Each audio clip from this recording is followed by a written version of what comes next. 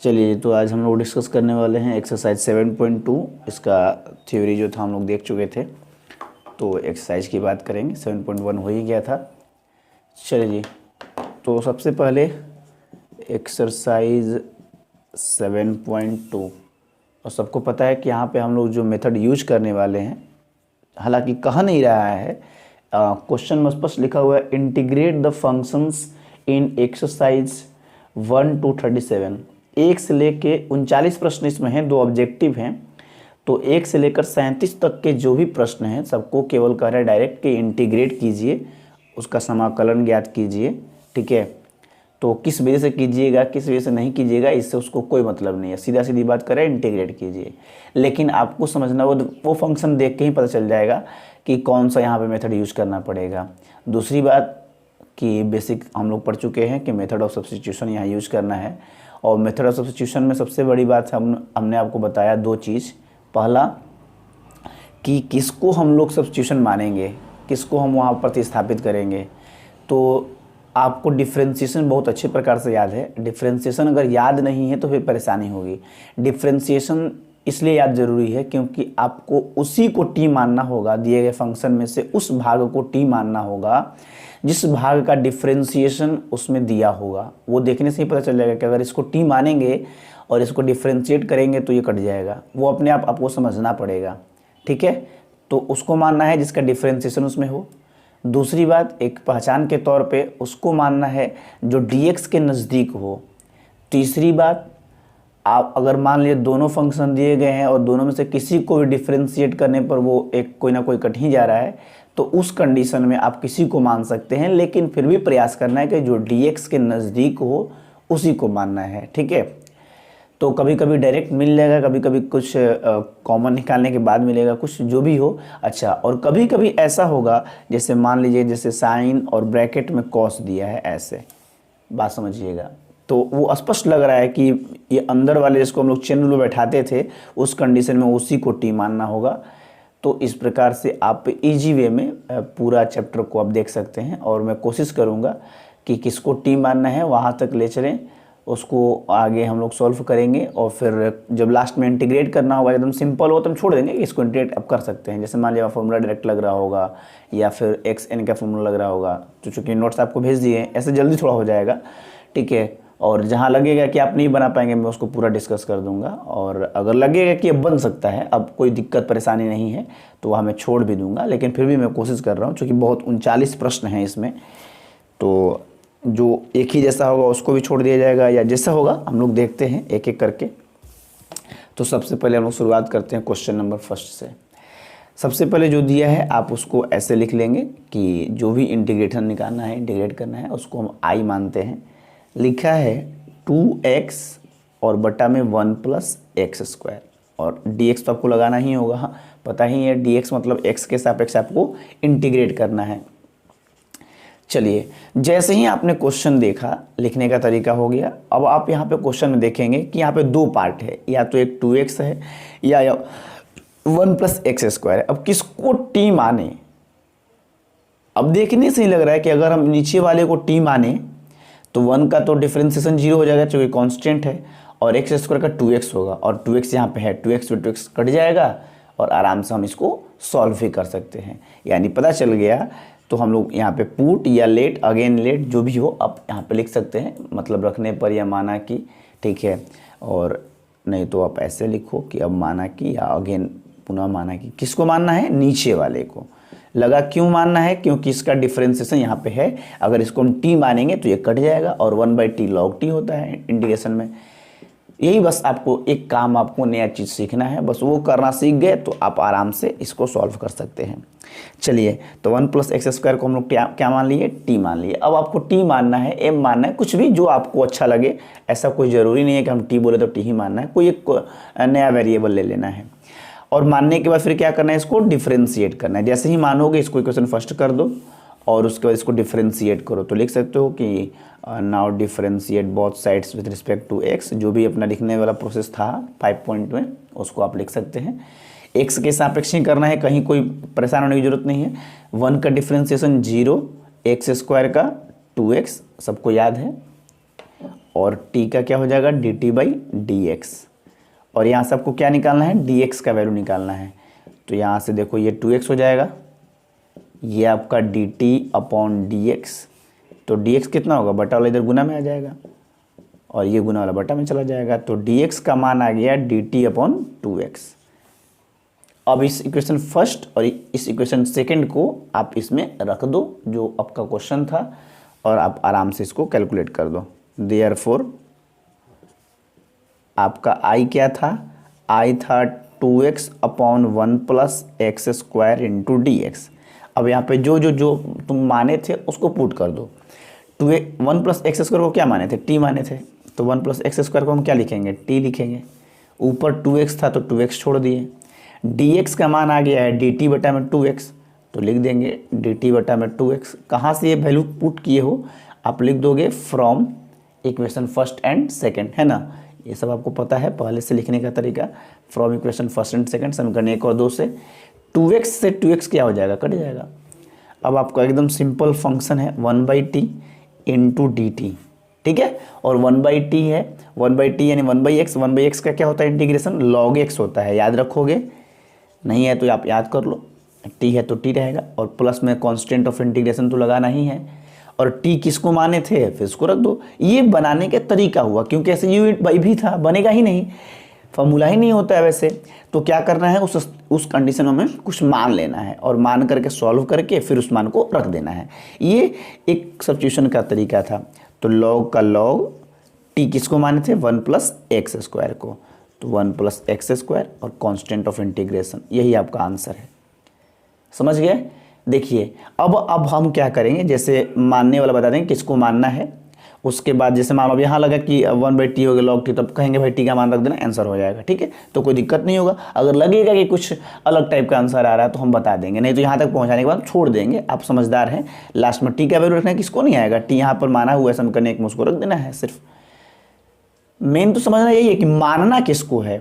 वो भी इतना क्वेश्चन 39 क्वेश्चन देखते देखते आपको पूरा पता चल जाएगा कि अरे इसी को माना जा रहा है, इसी को माना जा रहा है, ठीक है। और डिफरेंशिएशन वाला पार्ट तो सबको पता ही है, वो तो बहुत ईजी काम है, तो कोई परेशानी होने की ज़रूरत नहीं है।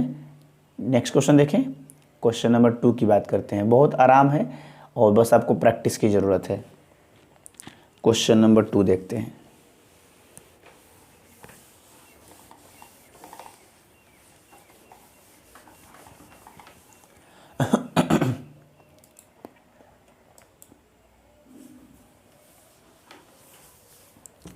क्वेश्चन नंबर 2,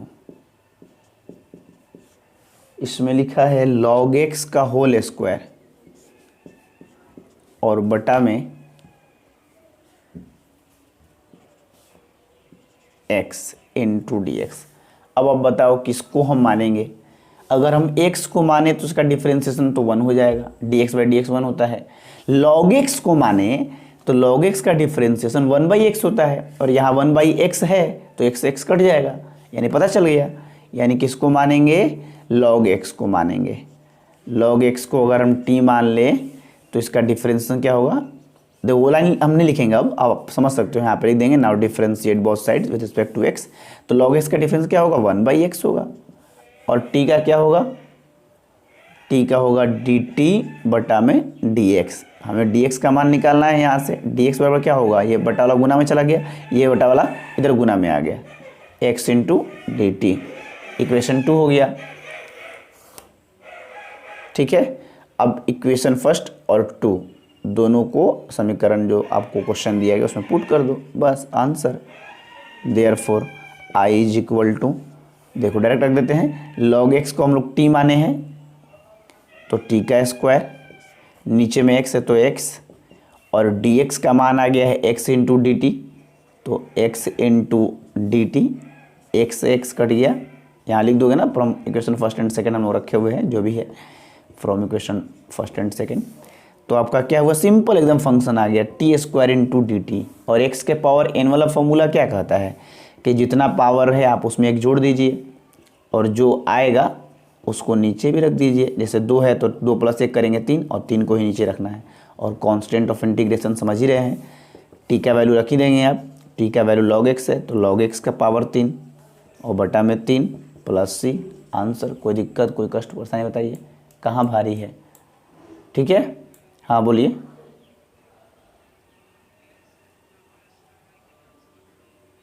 नहीं, देखिए फिर घबरा जाएगा ना। आप देखो जब मानोगे अपने पता चल जाएगा, क्योंकि log x का जैसे केवल log x को हम t मानेंगे तो उसका 1/x होता है तो कट जाएगा। अगर log x का स्क्वायर को हम पूरा t मान लेते हैं तो मैं दिखाता हूं तुम्हें, ये मिटा देते हैं, इसमें कोई दिक्कत नहीं है। देखिए, मानना उसी को है जिसका डिफ्रेंसिएशन उसमें दिया हो और वो कट जाए। जैसे अगर हम मान लो log x के होल स्क्वायर को अगर हम t मान लेते हैं, ठीक है, तो इसका डिफ्रेंसिएशन क्या होगा निकालो। तो पहले x के पावर n वाला फॉर्मूला लगाओगे तो 2 log x होगा, और फिर log x क्या करोगे तो 1/x होगा चेन रूल पे, ठीक है। अच्छा, और इधर हो जाएगा dt बटा में dx। अब बताओ जब तुम dx निकालोगे तो तुम्हारा आ गया dt बटा में 2 log x, ठीक है, और ये बटा x गुना में यानी कि x इंटू dt, ठीक है। अब बताओ इतना जब रखोगे तो x से x तो कट जाएगा, अब log x किससे कटेगा? जब रखो थोड़ा मान, तो उसमें मान रख के देखो, तुम पूरे log x के होल स्क्वायर को t मान लिए हो तो t रख दिए, नीचे x है तो x रख दिए, और dx जब इसका मान रखेंगे dx इंटू डी टी बटा में 2 log x। अब देखो x से x तो कट गया, और यहाँ पे 1/2 कांस्टेंट था वो भी बाहर निकल गया, ठीक है। लेकिन बच क्या जो गया है उसको जरा देखो, t बटा में log x into d T. अब बताओ t के रिस्पेक्ट में करना है तो ये तो हो जाएगा, ये कैसे होगा log x? फिर तो बच ही गया। इसीलिए समझदारी बोध करना है यहाँ पे, किसको मानना है किसको नहीं मानना। मानना उसी को है जो कट जाए। जैसे अब हमारा सारा वेरिएबल टी में होना चाहिए और ये एक्स में बच गया तो कुछ होगा भी नहीं, और फिर तो बटा में ही आ गया तो फायदा क्या हुआ। इसीलिए आपको, और वैसे ही आप जब गलत मानोगे तो बनेगा ही नहीं, फंस जाओगे, ठीक है। तो पता चल जाएगा, जैसे हमने अगर टी माना तो अब लास्ट में कटने के बाद सारा कुछ टी में ही हो जाना चाहिए, ये भी ध्यान रखना। अगर नहीं हो रहा है तो कुछ ना कुछ चेंजिंग होगा, कुछ ना कुछ चेंज कर सकते होंगे। अगर नहीं हो पा रहा है तो फिर वहाँ भी परेशानी होगी। अच्छा, एक उपाय और भी तुम्हें बता देता हूँ। देखो, कभी कभी ऐसा हो सकता है, जैसे मान लो यहाँ पे log x का होल स्क्वायर को तुम t माने हो तो यहाँ से log x का ही मान निकाल लो, फिर तो लंबा भाग चल जाएगा। अगर हम बात करें log x की तो log x का क्या हो गया, स्क्वायर उधर जाएगा तो रूट बन जाएगा, रूट t है ना। तो चाहे तो यहाँ पे एक काम कर सकते हैं, 1/2 t और log x पे क्या लिखेंगे, root t into d t, फिर 1/2, फिर ये देखो ऊपर t है नीचे रूट t है, कट जाएगा तो root t into d T.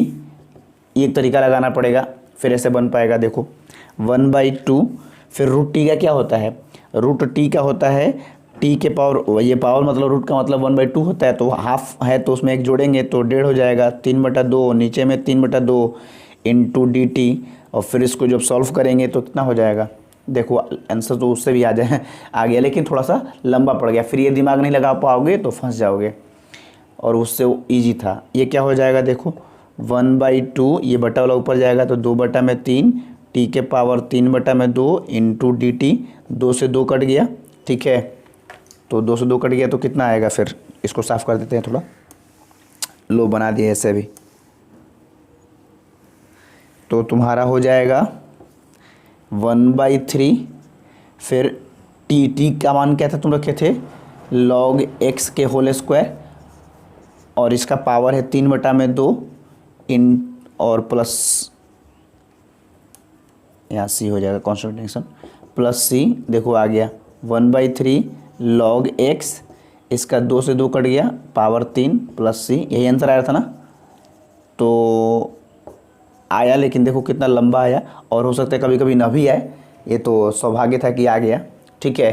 तो कहने का मतलब क्या है कि फिर अगर आप जैसे टी के रिस्पेक्ट में करना है, जब टी मान लिए तो सारा टी में होना चाहिए, अगर नहीं है तो देख लो, हो सकता है शायद कुछ चेंज हो सके। जैसे log x बच गया था तो log x को हम लोग इक्वेशन फर्स्ट से निकाल सकते थे कि वो स्क्वायर हो जाएगा तो रूट बन जाएगा, तो फिर टी में ही आ जाएगा, और उसको वहाँ पुट करके हम लोग सॉल्व कर लिए।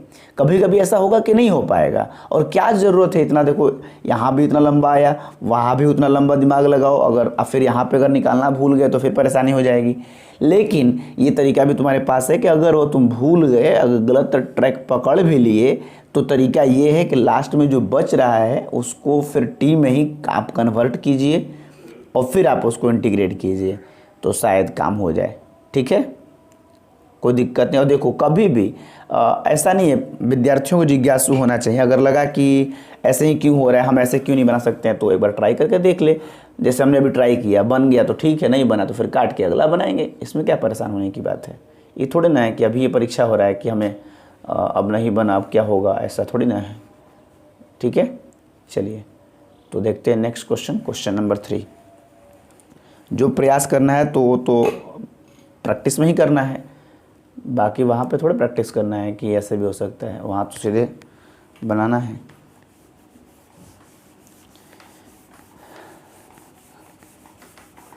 और 7.1 और 2 पे ही तो पूरा प्रैक्टिस करना है, तभी आप इंटीग्रेशन को पकड़ पाएंगे। क्वेश्चन नंबर 3 देखिए, अगला बॉल गूगली आ गया। अब आप प्रयास कीजिए किसको मानिएगा। Question number 3, 1/x + x log x into dx। अब देखिए यहाँ पे ना आप पूरा दिमाग लगाएंगे। एक बात और हिंट्स के रूप में समझिए, जब भी अगर कुछ लग नहीं रहा है कि किसको माने, ठीक है, पहली बात, और अगर वो प्लस में है तो आप नहीं मान सकते हो टी, फंस जाओगे, क्योंकि x + t तो कभी कटेगा ही नहीं। यानी क्या करना होगा, हमेशा टी उसी को माना है तो जो गुना में या भाग में हो। बस में आ रही है, अगर प्लस में है तो आप टी नहीं मान पाओगे, वहाँ पे उस कंडीशन में कभी ना कभी उसको कॉमन निकालो और फिर आप जो बच रहा है उसके अनुसार अपना डिसाइड करो कि किसको टी मानने पे कट जाएगा। ठीक है, यहाँ पे कॉमन निकालना पड़ेगा, तो कॉमन निकालेंगे तो नीचे से x कॉमन निकलेगा, तो 1 + log x। अब क्लियर हो गया, ये गुना में है तो जो है कि नहीं हम लोग मान सकते हैं 1 + log x को t मान लेंगे। मैंने कहा ना अक्सर ब्रैकेट में dx के नज़दीक वाला। और देखो 1 + log x को मानोगे, देखो क्यों मान रहे हैं भी सोचो। अगर x को मानो तो dx/dx 1 हो जाएगा, तो log x तो बच ही जाएगा, कटेगा ही नहीं।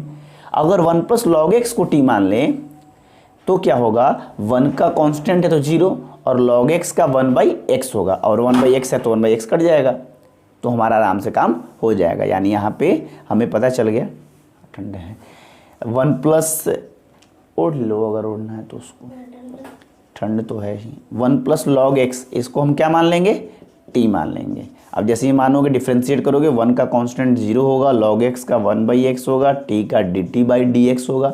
ये तो पूछना ही नहीं है, ये 0 खत्म ही हो गया, कोई फ़र्क नहीं पड़ेगा। यहाँ से dx निकाल लो, dx निकालो, बटा लो गुना में, इधर बटा लो उधर गुना में जाएगा, तो x × dt, इक्वेशन 2 हो गया। पुट कर दोगे तो देयरफॉर i = 1, x तो रहेगा ही। 1 + log x को हम क्या मान लिए हैं, 1 + log x को हम t मान लिए हैं, तो t, और dx का वैल्यू आ गया है x × dt। देख रहे हो कितना आराम से बन रहा है, x कट गया, 1/t, और अब रट जाओ 1/t का क्या होता है इंटीग्रेशन, log t। जैसे log x का 1/x तो डिफ्रेंसिएशन, प्लस c, t का मान रख सकते हो, log t का मान था 1 + log x प्लस c। कोई दिक्कत कष्ट परेशानी, समझ गए। तो ये जो तरीका आपको मिल रहा है कि प्लस में तो आप नहीं मान सकते, उसको गुना में के रूप में हो, भाग के रूप में हो, ताकि कटाना है ना। प्लस में तो कैसे कट पाएगा, प्लस में रहेगा, मान लो ऐसे रहेगा 2 + 4, और यहाँ 2 तो क्या कट जाएगा ऐसे, देखो तो ऐसे कटता है कभी नहीं, यहाँ गुना में रहेगा तो कट सकता है, इसलिए हमें गुना में करके ही उसको कुछ ना कुछ मानना होगा।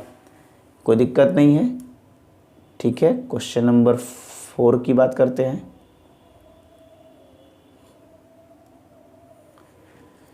चलिए, अभी तक तो कोई परेशानी नहीं हुआ। क्वेश्चन नंबर 4 देखिए, मैंने आपको अभी स्टार्ट क्लास हुआ तो समझाए थे, शायद उसी पर रिलेटेड है। क्वेश्चन नंबर 4,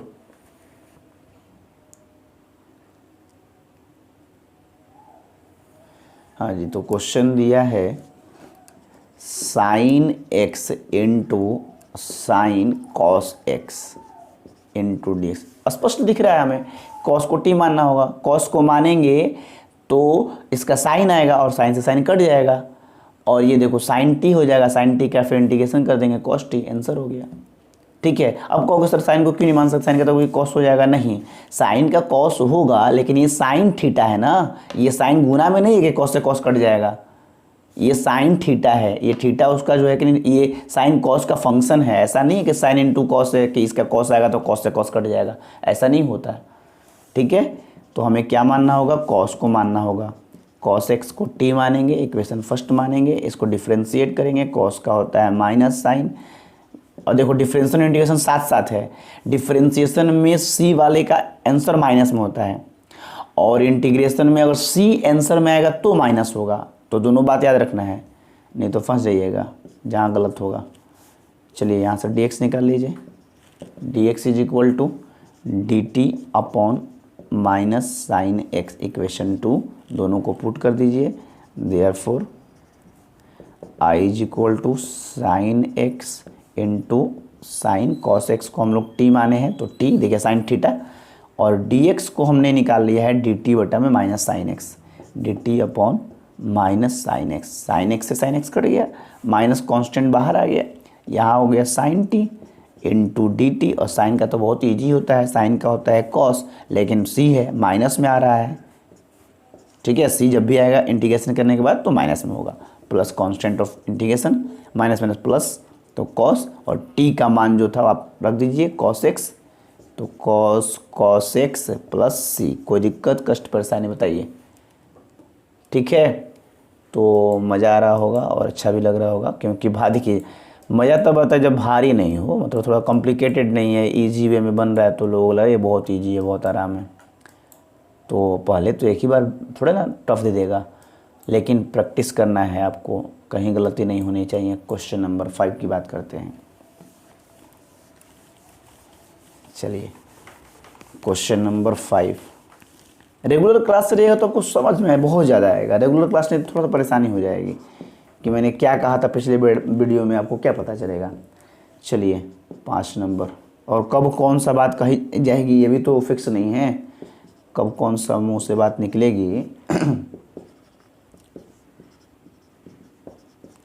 और देखिए अब यहीं पे आपको डिसाइड करना है, यहाँ देखने से ही पता चल रहा है कि भाई साइन भी है कॉस भी है, दोनों में से किस, ये भी अपना अकेले है साइन थीटा, ये भी कॉस थीटा, हम साइन को माने तो कॉस कट जाएगा, कॉस को माने तो साइन कट जाएगा, दोनों में से किसी को भी मान सकते हैं, लेकिन मैंने आपको एक सुझाव के तरीके पे क्या बताया कि जो dx के नज़दीक हो उसी को मानिएगा तो बेहतर तरीका से आपको आंसर आएगा, और वो आंसर एनसीईआरटी के मुताबिक भी होगा, ठीक है।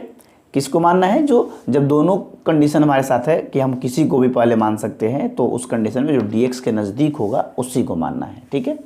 चलिए तो लेट बना सकते हैं आप, कॉस को मानेंगे, cos A X plus B को हम टी मानेंगे, इक्वेशन फर्स्ट, कॉस को डिफ्रेंशिएट करेंगे तो आएगा माइनस साइन थीटा, देख रहे हैं ना, थीटा में लीनियर इक्वेशन है, और जब लीनियर इक्वेशन हो तो मैंने क्या कहा था आपको, एक्स का कोफिशिएंट गुना में आ जाता है डिफ्रेंशिएशन में, आने तो अब चेन रूल लगाइएगा, चेन रूल लगा के देख लीजिएगा, कॉस थीटा का साइन थीटा, फिर ए एक्स प्लस बी का कीजिएगा तो ए एक्स प्लस बी को करने पर क्या होगा, यू प्लस बी का फॉर्मूला, तो ए एक्स है तो एक कांस्टेंट बाहर आएगा, D x by D x 1 हो जाएगा, और बी तो कांस्टेंट है 0 ही हो जाएगा, तो ए बचेगा। और डायरेक्ट मैंने बताया आपको कि एक्स का कोफिशिएंट जब भी लीनियर इक्वेशन रहे, मतलब एक्स का गुना एक्स का पावर 1 हो, रैखिक समीकरण हो, तो उस कंडीशन में एक्स का जो गुना वाला अंक है उसको आप गुना में सीधे रख दीजिए। डिफ्रेंशिएशन के केस में अगर इंटीग्रेशन रहता तो यहाँ पे हम लोग क्या करते हैं, उसको बटा में लगाते हैं, इज इक्वल टू टी का क्या होगा, डी टी बटा में डी एक्स, यहाँ से डी एक्स का मान आप निकाल सकते हैं बहुत आराम से, ये गुना वाला पूरा बटा में गया, बटा वाले गुना में चला गया, तो डी टी बटा में minus A sine A X plus B, equation 2, दोनों इक्वेशन को पुट कीजिए, 10 I is equal to sine A X plus B, cos वाला को हम लोग टी मान लिए हैं, फिर डी एक्स के जगह पे इसका वैल्यू रखेंगे, D t upon minus A sine A X plus B, इससे ये कट जाएगा। अब देखिए माइनस ए तो कांस्टेंट है, बटा में है तो बाहर आ जाएगा, 1 बाई माइनस ए कांस्टेंट बाहर निकल गया। अब एकदम इजी इक्वेशन है टी, और टी का तो इंटीग्रेशन सबको पता है, नहीं पता है तो मूर्ख है वो, है ना, -1 बाई ए, माइनस ऊपर नीचे कहीं लगा देते हैं, और टी का क्या होगा इंटीग्रेशन, टी का होगा जितना पावर रहे एक बढ़ा दो, एक्स एन का फॉर्मूला, और नीचे वही लगा दो, और कांस्टेंट ऑफ इंटीग्रेशन, चलो तो ये हो जाएगा -1 बाई 2a, टी किसको माने थे, कॉस थीटा, उसको रख दो, cos A X plus B का होल स्क्वायर, और प्लस सी, अपना देख लो आंसर जिस तरीके से दे रहा होगा। ओहो देखिए मैंने कहा ना कि आंसर बहुत चालाक है एनसीईआरटी, आंसर इतना नहीं दे रहा है जी, फंसा दिया तुमको। अब यहाँ पे ना थोड़ा सा परेशान होने की ज़रूरत नहीं है, मैं बता देता हूँ क्या करना है आंसर में। पहले तो इसको एक लाइन बढ़ाया जाए, माइनस, देखिए आपका आंसर यही हो गया, आपको परेशान होने की जरूरत नहीं है। अगर आप, चूँकि आपको याद कैसे रहेगा कि एनसीईआरटी में कौन सा आंसर है, ये तो बनाते बनाते आपको पता चलेगा कि हाँ इसको हम लोग यहाँ तक पहुँचाना होगा। जैसे ना यहाँ पे आपको देखने पे क्या लग रहा है कि जैसे -1/2a है और ये cos थीटा का होल स्क्वायर है, तो हम लोग लिख सकते हैं कि -1/2a cos थीटा का स्क्वायर लिखो या cos स्क्वायर थीटा लिखो, बात एक ही है। तो हम इसको क्या लिखेंगे, cos स्क्वायर थीटा, कोई दिक्कत, प्लस c। यहाँ पे आपको याद होगा कि cos थीटा का स्क्वायर करने का मतलब हुआ cos स्क्वायर थीटा, ठीक है। ये पहले से पढ़े होंगे, cos क्यू थीटा का क्यू करने तो cos क्यू, इन्हीं के ये क्यू स्क्वायर यहाँ लिखे cos थीटा स्क्वायर लिखते हैं, ऐसा नहीं लिखते हैं, cos स्क्वायर थीटा लिखते हैं, ठीक है। लिखने का तरीका है। अब यहाँ पे ना cos स्क्वायर थीटा है, और मैंने आपको बताया था ट्रांसफॉर्मेशन वाली एक बात कि वहाँ पे हम लोग जब भी ना स्क्वायर वगैरह में आए तो ट्रांसफॉर्म कर देता है। और cos का थीटा, cos 2 थीटा का फॉर्मूला 4 गो था, मैंने पिछले दिन बताया था थ्योरी वाले क्लास में।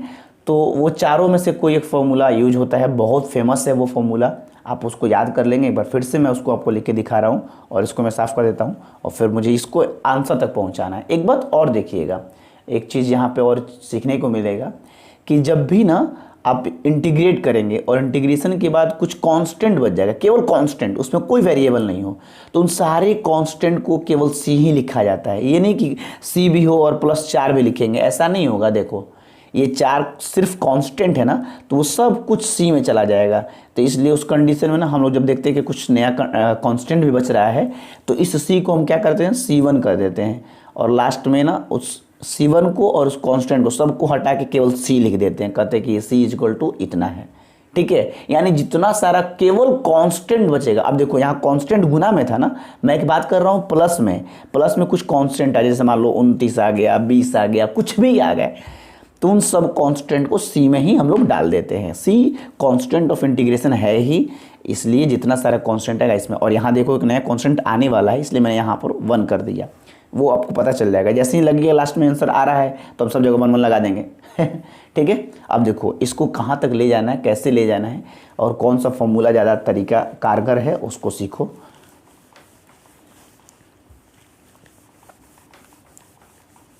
ठीक है, ऐसे आपका बन गया है, लेकिन एनसीईआरटी के मुताबिक नहीं बन पाया है अभी। एनसीईआरटी के मुताबिक कुछ और काम बाकी है, हम लोग उसको देखते हैं। चलिए पहले तो आप इस फॉर्मूला को याद कीजिए, और ये बेहतर तरीका है, अगर आप नहीं याद रखेंगे तो फिर फंस जाएंगे, कि cos 2 थीटा का फॉर्मूला बहुत बेहतरीन है, बहुत ज़रूरी है। ऐसे हम लोग फिर थ्योरी वाला क्लास में देखेंगे भी। इसका सबसे पहला बेसिक फॉर्मूला ये होता है cos का थीटा माइनस साइन का थीटा, जिसका यूज बहुत कम होता है यहाँ पे। लेकिन इसी में से अगर हम लोग साइन को भी चेंज कर दें, साइन को चेंज करने का मतलब जैसे आपको पता ना ऐसी फार्मूला कि sign square theta plus cos square theta = 1 होता है, तो हम लोग साइन स्क्वायर थीटा = क्या लिख देंगे, सबको पता है 1 - cos का लिख सकते हैं। तो अगर साइन को चेंज कर दें 1 - cos का थीटा से लिख दें, तो यहाँ पे हो जाएगा 2 cos, एक तो पहले से cos था, एक और cos आ जाएगा, तो 2 cos का थीटा -1 हो जाएगा। ये फॉर्मूला काफ़ी इंपॉर्टेंट है। अगर जैसे मैंने साइन को चेंज किया, वैसे अगर cos को भी चेंज कर देते तो 1 - sin स्क्वायर थीटा आता, तो cos को चेंज करते तो ऐसे आ जाता 1 - 2 sin स्क्वायर थीटा। ये भी काफ़ी इंपॉर्टेंट है। और एक tan के फॉर्म में भी फॉर्मूला इसका होता है, जिसका यूज यहाँ पे नहीं होगा। 10th क्लास में आप लोग देखे थे, मैंने बताया था 8.2 में इसका यूज़ था ऑब्जेक्टिव बनाने में। 1 - tan square theta 1 + tan square theta. ठीक है, तो इन दोनों का यूज नहीं है यहाँ पे, न के बराबर है, इन दोनों का ज़्यादा यूज है। अब मैं जरा इन दोनों को लेता हूँ अलग अलग और आपको दिखाता हूँ एक चीज़, और आपको याद भी करवा देंगे। देखिए एक बात तो पहले आप यहाँ याद कर लो कि cos 2 थीटा का फॉर्मूला होता है, अगर cos यूज करोगे तो -1 होगा, अगर साइन लोगे तो +1 होगा। मतलब अगर cos को cos में ही ले जाना है तो 2 cos का थीटा -1, और अगर साइन में चेंज करना होगा तो 1 - 2 sin का थीटा, उल्टा हो जाएगा। पहले ये प्लस में था, अब ये माइनस में हो जाएगा। आप समझ रहे होगे, पहले ये माइनस में था, ये प्लस में, उल्टा हो जाएगा। cos लोगे तो प्लस में रहेगा 2 cos का थीटा -1, अगर साइन में जाओगे तो माइनस हो जाएगा 1 माइनस 2 साइन स्क्वायर थीटा। इन दोनों को बहुत रट जाओ, याद कर लो। इन दोनों से ही मैं जो बनाने जा रहा हूँ वो बहुत काम का फॉर्मूला, इसी को बनाया जा रहा है। जैसे ना मैं अगर आपसे कहूँ कि cos 2 थीटा को अगर cos में ही करना है तो पता है कि 2 cos का थीटा माइनस 1 होता है, और अगर cos को साइन में जाना है तो पता है कि 1 माइनस 2 साइन स्क्वायर थीटा होता है। ठीक है, अब यहाँ से अगर मैं आपसे कहूँ कि मुझे सिर्फ cos स्क्वायर बताइए, चूँकि ये ज़रूरत है मुझे, तो आप देखोगे -1 को इधर ले जाओगे तो +1 हो जाएगा, यानी 1 प्लस cos 2 थीटा, और इधर हो जाएगा 2 cos स्क्वायर थीटा, और 2 गुना वाला बटा में आ जाएगा, यानी 1 प्लस cos 2 थीटा बटा में 2 is equal to cos square theta. इसी प्रकार से यहाँ भी अगर बनाएं तो माइनस वाले को इधर ले आ देंगे तो 2 sine square theta is equal to 1 minus cos 2 theta, और फिर साइन स्क्वायर थीटा निकालना है अगर तो 1 माइनस cos 2 थीटा बटा में 2, थोड़ा इसको भी हम लोग ऐसे लिख दें कि cos square theta is equal to 1 plus cos 2 theta बटा में 2। अब देख लो, इन दोनों फॉर्मूला को आप लोग रट जाओ, जैसे हो जाए लिख लो। देखो अब याद कैसे रखोगे भैया, अगर साइन हो तो माइनस में होगा, अगर cos है तो प्लस में होगा, सेम चीज़ है, केवल माइनस प्लस का डिफरेंस है। आप याद कर लीजिए, अगर cos है तो cos से cos में ही जाना है तो प्लस होगा, लेकिन साइन से cos में जाना है तो माइनस होगा। अपने ही घर में है तो काहे को लड़ाई, दूसरे घर में जाएंगे तो थोड़ी झंझट होगी, याद रहेगा। और देखो 2 थीटा है, वही यहाँ पर लग रहा है, यहाँ cos स्क्वायर थीटा दिख रहा है आपको, ये फॉर्मूला यूज कर दे रहा है। ठीक है, क्योंकि वो स्क्वायर वगैरह ये सब पसंद नहीं कर रहा है, बोल रहा है भैया हमको सिंपल फॉर्मूला चाहिए। ठीक है, तो याद रखेंगे। अब दोबारा जब याद पड़े तो भैया भूल लोगे तो समझ लो, cos का थीटा है तो प्लस में, साइन स्क्वायर है तो माइनस में, और क्या होगा तो 1 प्लस cos 2 थीटा बटा में 2, यहाँ 1 माइनस cos 2 थीटा बटा में 2, सेम चीज़, सिर्फ साइन का चेंजिंग। और याद रखो, जब जब अब एनसीईआरटी में ऐसे आएगा cos 2 का थीटा तो उसको आप इसको चेंज कर दोगे, और 7.3 में तो बहुत जगह ऐसा काम करना ही है। ठीक है, इसलिए तो बताएगा इंटीग्रेशन बाई ट्रांसफॉर्मेशन वाला चीज़ बंद कर दीजिएगा थोड़ा। ये माइनस थीटा प्लस थीटा कैसे कैसे करना है, ये पूरा चीज़ आप इस चीज़ को बहुत आराम से इसको समझिए, क्योंकि बहुत ज़रूरी है। नहीं समझेंगे तो फिर मान लिया जाए कि ये तो यहाँ तो कम ज़रूरत है, यहाँ पे आंसर यही हो सकता है, कोई दिक्कत नहीं है। एनसीईआरटी के मुताबिक आपको पूरे प्रोसेस पे नंबर मिलता है। लेकिन और जगह मान के चलिए, जैसे एक्सरसाइज 7.3 में आपको ट्रांसफॉर्म करना है, वहाँ पे नहीं करेंगे तो बनेगा ही नहीं, इसलिए ज़रूरी है, याद तो करना ही पड़ेगा। और याद क्या है, cos से cos में है तो प्लस में ही रहेगा, साइन से cos में जाना हो तो माइनस कर देना है। चलिए अब जरा मैं इस चीज़ को यहाँ पे यूज करके दिखाता हूँ कि कैसे कर रहा है।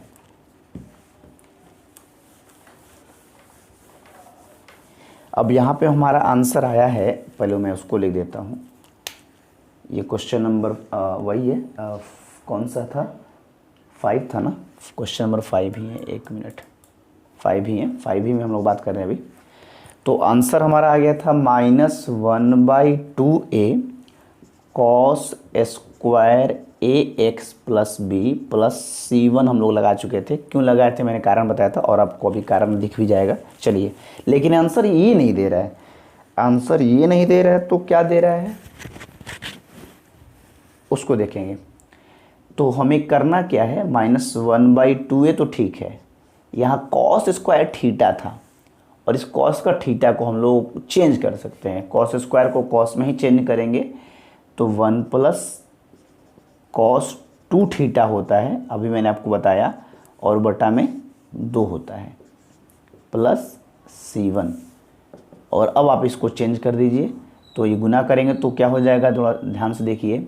अगर आप इसको गुना करेंगे तो हो जाएगा, एक देखिए, एक और काम कर सकते हैं हम, इसको अलग अलग भी कर सकते हैं। ठीक है, 2 चीज़ें प्लस के रूप में है तो क्यों करेंगे ये भी मैं आपको बताऊंगा। 1/2 लिख सकते हैं और plus cos 2 ax plus b upon 2 plus c1 लिख सकते हैं। अब इसको गुना करेंगे तो क्या होगा, इस में भी करेंगे, इस में भी करेंगे, तो हो जाएगा -1/4a, और ये पूरा कांस्टेंट है, और ये पूरा कांस्टेंट इस कांस्टेंट के साथ मिलके केवल c हो जाएगा। जितना सारा सिंगल कांस्टेंट रहे उन सबको आप क्या लिखेंगे, एक साथ मिला करके सी के रूप में लिख देंगे। ठीक है, चलिए जी, प्लस माइनस माइनस इससे इसमें गुना करेंगे तो क्या हो जाएगा, ऊपर में तो वही रहेगा 2ax प्लस बी, नीचे में 2 2 4 हो जाएगा 4a प्लस c1। और ये अब लास्ट में ये आपका फाइनल आंसर होगा। फाइनल आंसर में कैसे लिख रहा है थोड़ा देखिएगा कि ये आपका बच जाएगा, ये -1/-4 आप जो देख रहे हैं ये वाला पोर्शन और ये वाला पोर्शन, ये टोटल कॉन्स्ट, ये भी कांस्टेंट ये भी कांस्टेंट और सब कांस्टेंट मिला करके लास्ट में केवल आपको सी लिखना है। तो बच्चा ये वाला भाग, तो इसको लिखेंगे -1/4a cos 2ax plus b और प्लस सी। और यहाँ लिखना पड़ेगा आपको कि वेयर, जहाँ क्या, जहाँ सी क्या है आपका, सी है आपका ये और ये, यानी -1/4a और प्लस c1 को हम लोग क्या लिखे हैं, सी लिखे हैं, तब आपका आंसर होगा फाइनल। और ये है आपका NCERT। ठीक है, जरा आराम से इसको आप समझ लीजिए, देख लीजिए, ताकि कहीं कोई परेशानी नहीं होना चाहिए। ठीक है, तो एक नया चीज़ सीखने को मिला कि सिंगल कांस्टेंट हल करके आए, जैसे यहाँ भी कर सकते थे, फिर इसको अलग कर सकते थे, अलग करेंगे तो अपने आप एक सिंगल कांस्टेंट आएगा, उसको हम लोग इसके साथ मिला करके केवल सी बना देंगे और सी बना करके वही हमारा आंसर होगा। और लिखना पड़ेगा कि जहाँ सी क्या है, ये और ये है। ठीक है, इन दोनों को मिला करके हम लोग सी लिखे हैं। चलिए अब क्वेश्चन 6 की बात करते हैं। अब तो सब छोटे छोटे प्रश्न ही हैं, अच्छे प्रश्न हैं, धड़ा जाना है। फिर आपको थोड़ा सा परेशानी होगी। एक 19 नंबर एक नया प्रश्न है, एक अच्छा प्रश्न है, फिर 20 उसी का भाई है। आ जाइए अभिमन्यु। चलिए जी, क्वेश्चन नंबर 6 देखते हैं।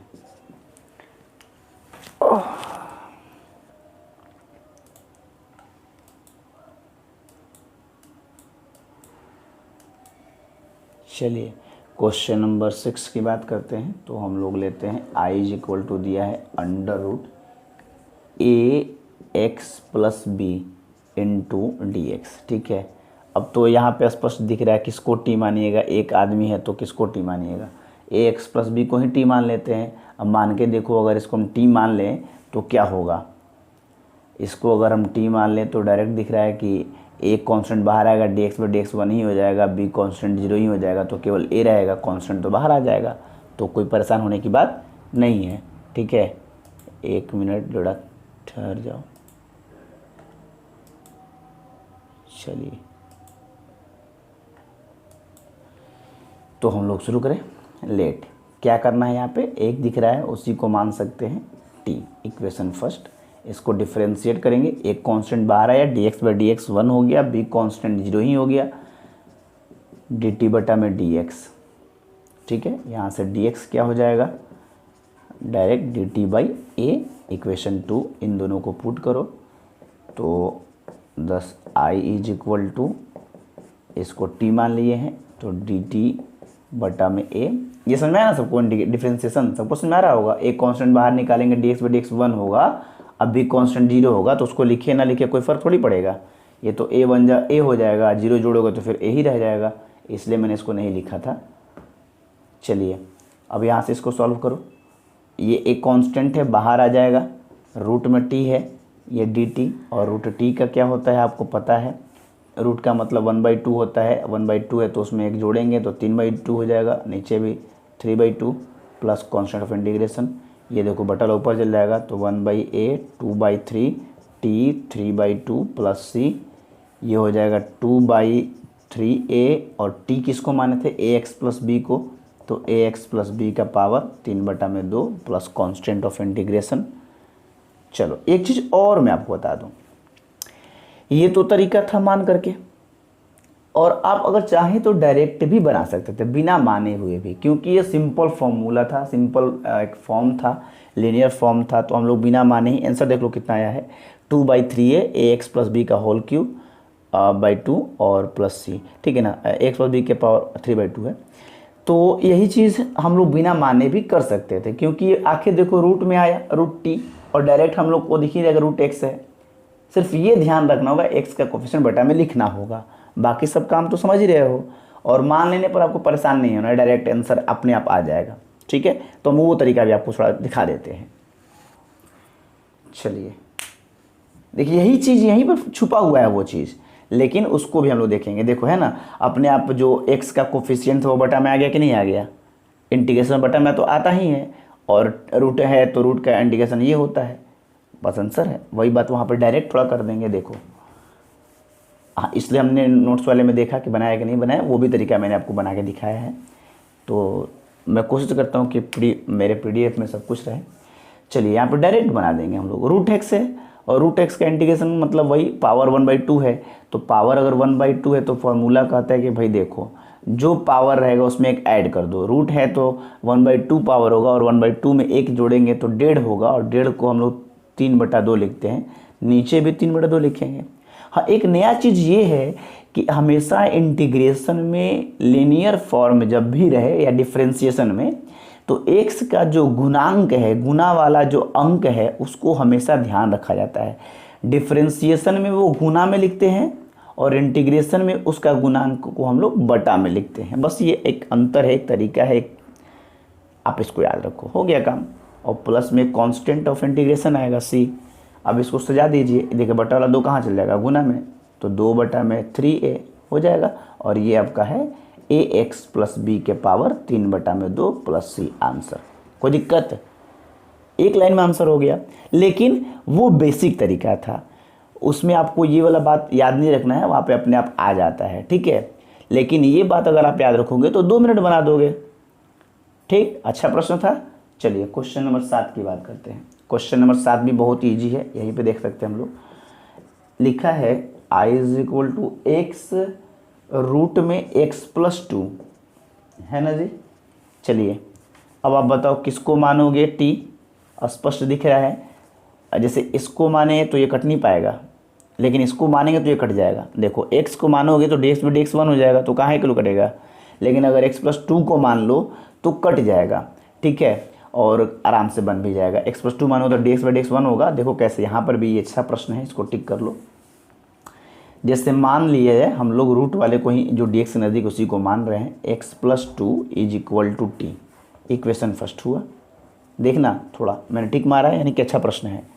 इसको डिफ्रेंशिएट करो, dx में dx 1 होगा, 2 कांस्टेंट 0 हो जाएगा, dt बटा में dx, यहाँ से dx = निकल गया dt, इक्वेशन हो गया 2।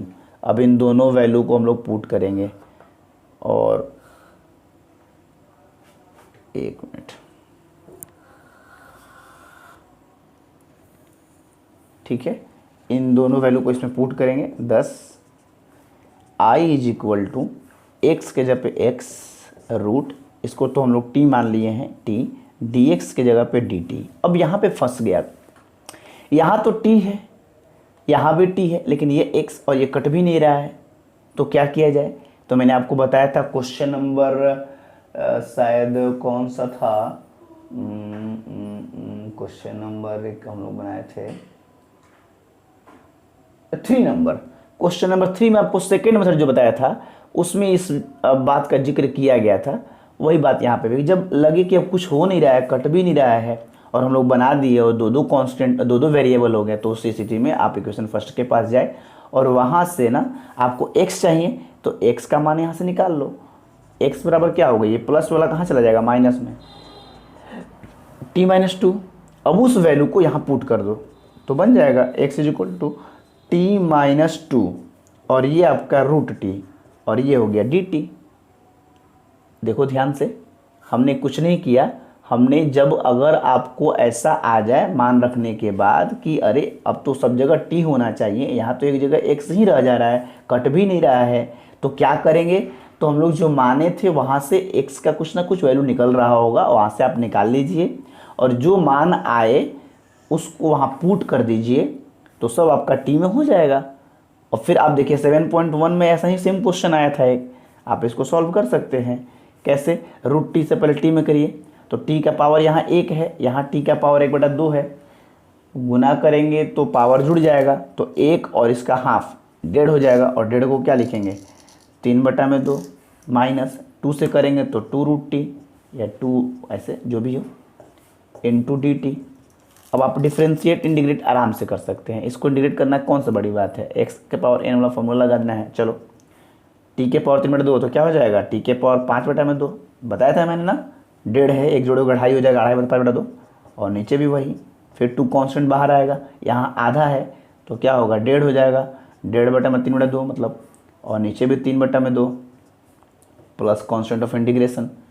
और फिर t का मान जो भी था उसको तो रखना ही होगा लास्ट में, तो ये इतना सा कम करके फिर लास्ट में उसको हम रखेंगे। देखो तो सीखना है, सीख के प्रैक्टिस करना है और प्रैक्टिस करके वहाँ पे नंबर लाना है, समझ गए। अब इस वैल्यू को देखो जो आया है ये उल्टा हो जाएगा, तो हम लोग यहाँ बना रहे हैं इस पे,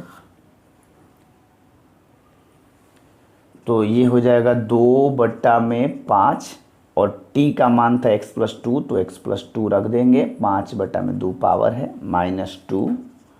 फिर यहाँ पे उसको उल्टा करेंगे तो 2/3 और t का मान फिर रख देंगे x+2 के पावर 3/2 प्लस c। जरा आंसर भी हम लोग चेक करते चलेंगे कि कहीं कोई परेशानी तो नहीं आ रही है। क्वेश्चन नंबर 7 है ना, एकदम जस्ट सटीक आंसर है, कोई दिक्कत नहीं है। 2/5 x+2 के पावर 5/2, यहाँ 2 दूनी 4 हो जाएगा, /3 x+2 का पावर 3/2 प्लस c, ये आपका आंसर हो जाएगा। ठीक है, तो परेशान होने की बात नहीं है, ध्यान रखना है जब भी ये वाला बात जो मैंने कहा आपको कि जब भी लगे कि कुछ कट नहीं रहा है और कुछ बच भी गया है तो उस कंडीशन में उसका वैल्यू कहीं ना कहीं इक्वेशन फर्स्ट से निकल रहा होगा, उसको निकालिए और पुट करके फिर उसको आप उसको सॉल्व कीजिए। क्वेश्चन नंबर आगे बढ़ते हैं।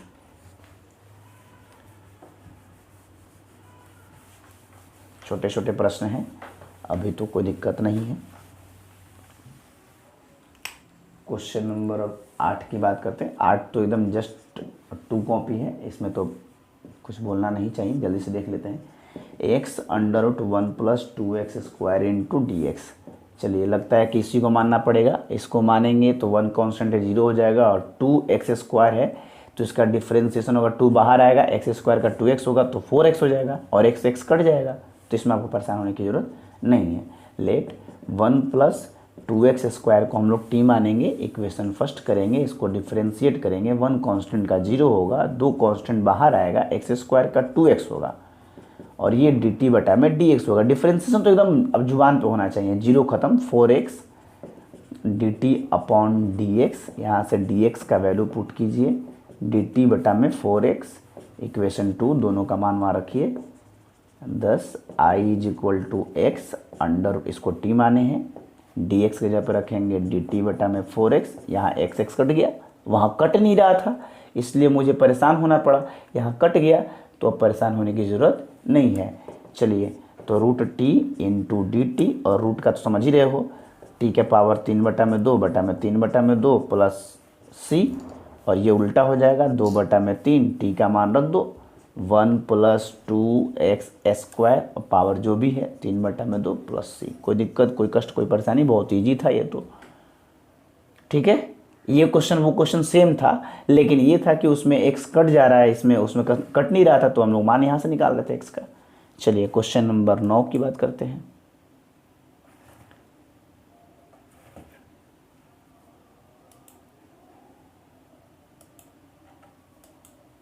क्वेश्चन नंबर 8 आंसर आ रहा है, अच्छा आंसर में कहीं कुछ गड़बड़ हो गया क्या? अच्छा, 1 मिनट रुक जाओ, थोड़ा सा परेशान ना होना। ये बड़ा 4 कांस्टेंट हम लोग बाहर नहीं निकाले ना, इसलिए मैंने देख लिया एक बार। ये देखो कांस्टेंट तो बाहर आएगा ना 1/4, तो थोड़ा सा इसको सुधार देंगे हम लोग। 1/4 ये उल्टा होगा तो 2/3 और फिर t का जो भी मान है 3/2 प्लस c, ये कट जाएगा 2 बार में तो हो जाएगा 1/6 और t का जो वैल्यू था 1 प्लस वो 1/4 छूट गया था, ये तो कहोगे मैंने देख लिया, वैसे कोई दिक्कत नहीं था, वो तो जो बनाएगा तो अपने आप देखेगा कि भैया ये तो यहाँ मिस्टेक है, प्लस कांस्टेंट ऑफ इंटीग्रेशन। अब देख लो आंसर 1/6 1 + 2x² का होल पावर 3/2 प्लस, ठीक है कोई दिक्कत नहीं है। चलिए ठीक है, वो वहाँ पे एक 1/4 कांस्टेंट निकालना बाहर हम भूल गए थे। खैर क्वेश्चन नंबर 9 देखते हैं। चलिए, और देखो मिस्टेक किसी से हो सकता है, ऐसा नहीं है, लेकिन जब आप बनाओगे तो आंसर जरूर मिलाना एनसीईआरटी से। अगर वो मिल जाए तो ठीक है, कहीं प्रॉब्लम हो तो फिर कहना, ठीक है, परेशान नहीं होना है। क्वेश्चन नंबर 9 देखते हैं। क्वेश्चन नंबर 9 भी छोड़ देना चाहिए, लेकिन थोड़ा सा एक जगह ट्विस्ट कर दिया है, इसलिए मुझे बताना पड़ रहा है। इसमें दिया है 4x + 2 और फिर रूट में x² + x + 1 × dx। ठीक है, तो थोड़ा क्वेश्चन देखो कितना अच्छा है और इसको टिक कर लो, आ सकता है। देखो इसमें क्या करना है, स्पष्ट दिख रहा है हमें कि इसको मानना होगा। क्यों मानना होगा, देखो dx से नज़दीक भी है और रूट में भी है, थोड़ा कॉम्प्लिकेटेड है। इसी को मानने से क्या फ़ायदा, देखो x² का 2x आएगा, x का 1 होगा, 1 कांस्टेंट 0 ही हो जाएगा, तो कितना आया इसका डिफ्रेंसिएशन, 2x + 1 आया। और इसमें से अगर 2 कॉमन निकाल लें तो ये भी 2x + 1 हो जाएगा, और 2x + 1 से 2x + 1 क्या हो जाएगा, कट जाएगा। तो ये ट्विस्ट है कहानी में कि यहाँ से 2 कॉमन निकालिए, तो ये हो जाएगा 2x + 1। और अब आप इसको x² + x + 1 स्पष्ट दिख रहा होगा, इसको t मान लीजिए। लेट, समझ रहे हैं, ये थोड़ा सा कहानी में ट्विस्ट था। और अगर आप यहाँ नहीं भी निकालेंगे तो अपने आप वहाँ जब रखेंगे तो लगेगा कि निकालना पड़ रहा है। चलिए कोई दिक्कत नहीं है, तो x² + x + 1 को हम लोग t मान लिए और इसको डिफ्रेंशिएट करेंगे तो अपने आप x² का 2x होगा, dx/dx 1 होगा, 1 कांस्टेंट 0 हो जाएगा, t का dt/dx होगा, dx का मान यहाँ से निकल जाएगा, dt बटा में गुना वाला बटा में आएगा, 2x + 1 इक्वेशन 2, दोनों वैल्यू इसमें पुट कीजिए 10। अतः i = 2 ब्रैकेट में 2x + 1 × इसको t माने हैं पूरे को हम लोग, तो t, फिर dx का वैल्यू रखेंगे dt/2x + 1, ये देखिए कट गया, बस हो गया काम, 2 कांस्टेंट बाहर आ गया। रूट t कब से सुन रहे हो, रूट का क्या होता है याद कर लो, t के पावर 3/2 3/2 + c। अब देखो 2, ये वाला उलट जाएगा, 2/3, t के पावर 3/2 + c, ये कितना हो जाएगा 4/3, और t का मान जो भी था यहाँ पे देख लो, x² + x + 1 और उसका पावर 3/2 और प्लस कांस्टेंट ऑफ इंटीग्रेशन। सही है, देख लो एकदम सही है, 4/3 x² + x 1 3/2 + c। ठीक है, कोई दिक्कत नहीं है। चलिए क्वेश्चन नंबर 10, कोई दिक्कत, सेम क्वेश्चन था सब। क्वेश्चन नंबर 10 देखते हैं।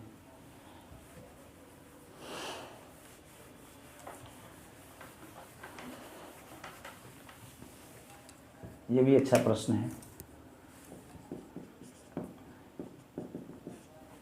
ये लिखा है 1/x - √x, और मैंने आपको एक क्वेश्चन 3 नंबर बताया था, तो मैंने आपको कहा था उसके बारे में कि जब भी प्लस या माइनस से 2 टर्म दे दे तो आप नहीं मान सकते हो t, गुना में या भाग में ही t मान सकते हो। तो उस कंडीशन में आपको अगर लगे कि कुछ मानने में नहीं बन रहा है तो आप क्या करोगे, वहाँ पे कुछ कॉमन निकल रहा होगा, कॉमन निकाल लो, फिर देख लो उसको मान लो। जैसे यहाँ पे कुछ निकल रहा है, कॉमन निकल रहा है ना, ये x है, यहाँ √x है, तो कॉमन कौन निकलता है, छोटा वाला। अब बताओ x बड़ा है कि √x बड़ा है, x बड़ा है, क्योंकि एक x में 2 रूट छुपा होता है, तो 2 रूट है तो इसमें 1 रूट है, तो ये बड़ा है, और कॉमन हमेशा छोटा निकाला जाता है, यानी कि 1 रूट बाहर निकाल लो, यानी √x कॉमन ले ले तो अंदर क्या बचेगा, √x - 1। चेक कर लो, √x से √x में करोगे तो x, और √x से 1 में करोगे तो √x। अब देखो, अब ये गुना में हो गया, अब इसको तुम t मान लो, हो गया, बन गया। ये चीज़ नहीं सीखोगे तो फंस जाना है। चलिए अब यहाँ पे √x - 1 को हम लोग मान लेंगे, ठीक है। देखो √x - 1 को हम लोग t मान लिए, इक्वेशन फर्स्ट होती है।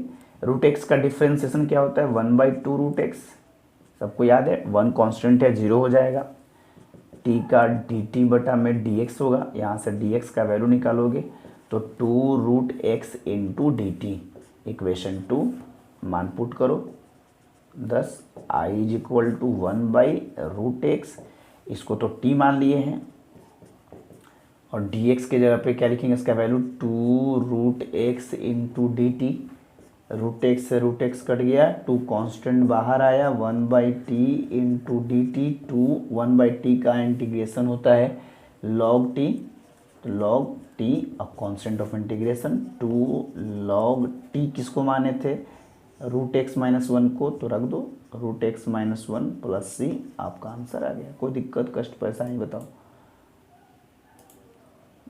क्वेश्चन नंबर 10 आंसर एकदम सही है, कोई दिक्कत नहीं है। चलिए क्वेश्चन नंबर 11 की बात करते हैं। 11 नंबर तो बच्चा वाला क्वेश्चन है, लेकिन वही बात है, थोड़ा सा सब में मिस्टेक, थोड़ा सा कहानी में ट्विस्ट। और देखो कल से ना मैं 5:45 में एकदम पक्का स्टार्ट कर दूंगा, इसलिए ना आप लोग जरा रेडी रहना, और क्योंकि पता है लंबा एक्सरसाइज है, नहीं बनने पे बनेगा कैसे फिर, ठीक है। इसलिए मैं 5:30-35 तक डाल दूंगा, 5:45 तक वेट करूंगा, 5:45 से जितने लोग आएंगे रहेंगे शुरू हो जाएगा, फिर बाकी लोग अपना आते रहेंगे अगर नहीं उठ पा रहे हैं तो, और नहीं तो फिर प्रैक्टिस कीजिए। ठंड का मौसम भी है और बिस्तर में ही रहिए, और बस उसी में मोबाइल तो देखना है, क्या करना है। और वैसे मोबाइल बड़ा इंटरेस्ट होते हैं लोग देखने के लिए। क्वेश्चन नंबर 11 बात करते हैं। i is equal to x बटा में अंडर रूट एक्स प्लस 4। चलिए जी, यहाँ भी वही बात है, क्वेश्चन नंबर 7 जैसा इसमें कुछ वर्क है। किसको मानेंगे, स्पष्ट दिख रहा होगा भाई, रूट में है, कॉम्प्लिकेटेड है, बटा में है, इसी को मान लिया जाए। तो x प्लस 4 इसको मानेंगे, रूट के साथ नहीं, विदाउट रूट। x प्लस 4 को हम लोग मानेंगे t, तो dx बाई डी एक्स 1 हो जाएगा, 4 कांस्टेंट है 0, t का dt बटा में dx, यहाँ से dx इज इक्वल टू हो जाएगा dt। Equation first, equation second, दोनों का मान पुट करें। देखो यहाँ पर समझ लो, फिर एक बार और आया है इसलिए अच्छे से समझ लेना है। तो i is equal to x root, इसको तो t माने हैं तो t लिख दिए, और फिर dx के जब उसका वैल्यू रखेंगे dt। अब यहाँ हो गया लफड़ा, ये तो सब t ठीक था, यहाँ x आ गया। तो फिर मैंने कहा कि जब भी कोई कटे नहीं, बच जाए और लगे कि अब कुछ हो नहीं रहा है, तो उस कंडीशन में जाओ इक्वेशन फर्स्ट के पास, कहो कि मैंने तुमको माना था, तुम कुछ मेरा मदद करो, और वहाँ से x निकाल लो। तो ये +4 कहाँ चला जाएगा, माइनस में, तो t माइनस 4, ठीक है। और यहाँ रख दो x की जगह पे, तो x की जगह पे क्या रख देंगे, t माइनस 4, और ये हो जाएगा रूट t, और ये dt। अब सब t में आ गया। अब इसको डिफ्रेंशिएट करो, कैसे करोगे, तो फिर ब्रैकेट करना पड़ेगा, क्योंकि नीचे 1 है ऊपर 2 आदमी है, तो इसको अलग कर दो, t बटा में रूट t, और फिर 4 बटा में रूट t। नहीं कर दोगे क्या, ये 7.1 बनाया ना आराम से, तो 7.1 ही तो है ये, और dt। अब इसको डिफरेंस इंटीग्रेट करना है, आराम से कीजिए जरा। तो पहले तो आपको थोड़ा सा सॉल्व करना होगा, एक लाइन ऊपर एगो t है, नीचे हाफ है, तो कट जाएगा, तो हाफ बच जाएगा ऊपर, -4, और ये देखो 1/√x छोड़ सकते हो, 1/√x का हम लोग डायरेक्ट फॉर्मूला में बताए थे, और 1/√x का 2√x होता है। अगर नहीं याद है तो, अगर याद है तो ठीक है, नहीं याद है तो इसको ऊपर कर दोगे, तो पावर 1/2 है, ऊपर जाएगा तो पावर माइनस में हो जाएगा 1/2। लफड़ा क्या करना है इसमें, इंटू dt। और मैं तो डायरेक्ट आपको बताया था, √x का 1/√x का, दोनों का बता देते इंटीग्रेशन में, दोनों फॉर्मूला आप याद रखोगे तो आराम से जल्दी से कैलकुलेट कर सकते हो। चलो, रूट का क्या होगा पता है सबको, पावर 3/2 हो जाएगा, क्योंकि आधा होता है, आधा है तो 1.5 हो जाएगा, 1.5 होगा तो नीचे भी 1.5 लिखेंगे, माइनस 4 कॉन्स्टेंट बाहर आया, ये माइनस में है, और 8 ना है, और 1 रुपये जोड़ोगे इसमें तो क्या होगा, 1 रुपये 8 ना बचेगा, प्लस में 1/2 प्लस कॉन्स्टेंट, सबको पता है ना, नहीं तो जोड़ के देख लेना भैया।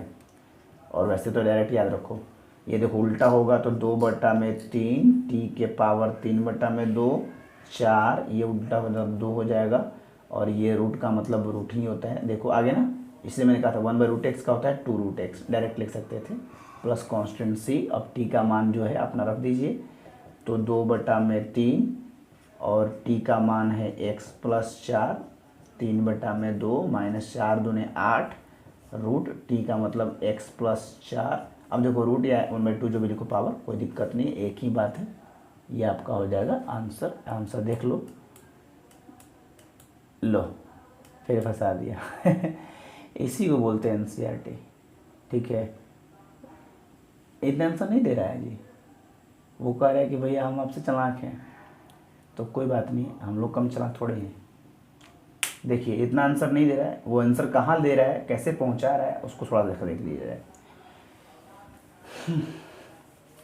11 नंबर ही प्रश्न है, और लगता है कि अब एक और क्वेश्चन बन पाएगा 12 नंबर।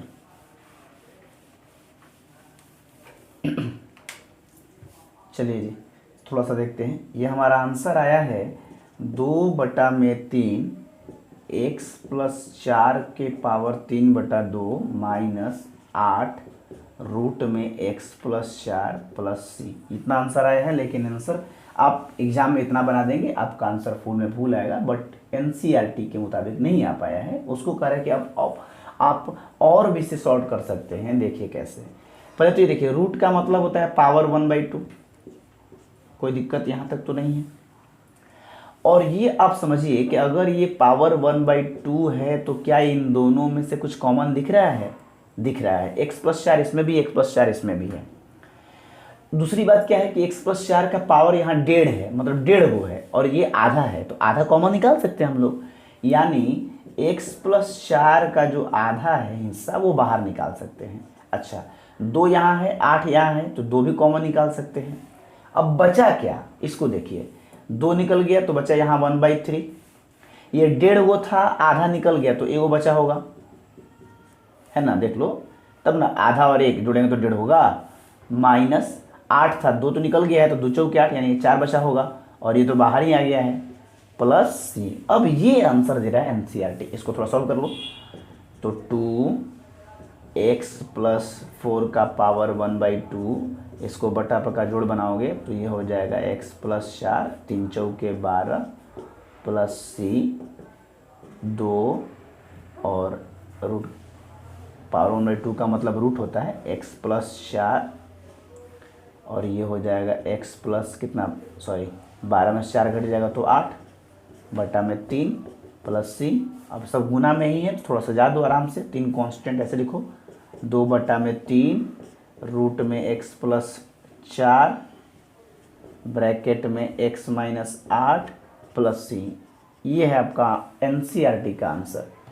ठीक है, कोई दिक्कत कष्ट परेशानी, अगर आप यहाँ पर भी आंसर छोड़ देंगे तो आपको कहीं कोई नंबर, एक भी नंबर नहीं कटेगा, लेकिन दिया है तो कुछ प्रैक्टिस कर लिया जाए, समझ लीजिए, कोई दिक्कत नहीं है। चलिए एक अंतिम प्रश्न है 12 नंबर, उसको देख ले या 16 नंबर देख ले, कोई एक क्वेश्चन देख ले। तो नहीं 12 ही नंबर, चलो लाइन से ही चलते हैं, लेकिन कल ख़त्म हो जाएगा। कल आप लोग जरूर 45 तक पहुँच जाए, नहीं पहुँचेंगे तो क्लास चालू हो जाएगा। ठीक है, तो थोड़ा सा नींद को पहले ही पूरा कर लीजिए। लगता है कि 12 नंबर भी बन नहीं पाएगा, इसलिए छूना ही बेकार होगा। ठीक है, टाइम भी ख़त्म नहीं होने वाला है, तुरंत बंद होगा। चलिए छोड़िए, 11 तक ही देखते हैं, और फिर 12 से हम लोग 37, 25 क्वेश्चन कल देखेंगे हम लोग। ठीक है, अभी देखो पता है उसका थंबनेल नहीं बन पाया, वो लोग थोड़ा सा बिजी था नवरात्र को लेकर, तो मैं